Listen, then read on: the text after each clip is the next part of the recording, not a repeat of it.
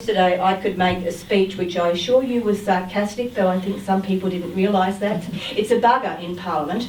Sarcasm is a dangerous tool because when you say things about you share the commitment of a group, that's what goes down in Hansard. And I think as I finished the speech I realised that celebrating the fact that there was an International Women's Day event today at the Tattersalls Club in Brisbane, which is one of the 2 all-male clubs in Queensland, and people felt that was a success. I actually felt that was not a success and made comment of that type in the Parliament.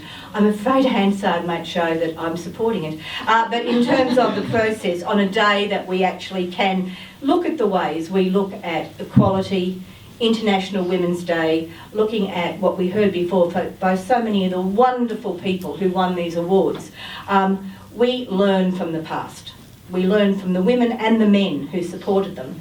But the challenge is for us. Do we wait, and this is one of my favourite quotes, Avril Henry's quote, which I use all the time, that if we continue doing things the right way and the nice way, it will take us 175 years at the current rate of progress to achieve equality. Even with Joe Hockey's intergenerational report, I don't think I can wait that long. 175 years. Something has to change. I think the message of this book, and read it, it doesn't take very long, they're not long chapters.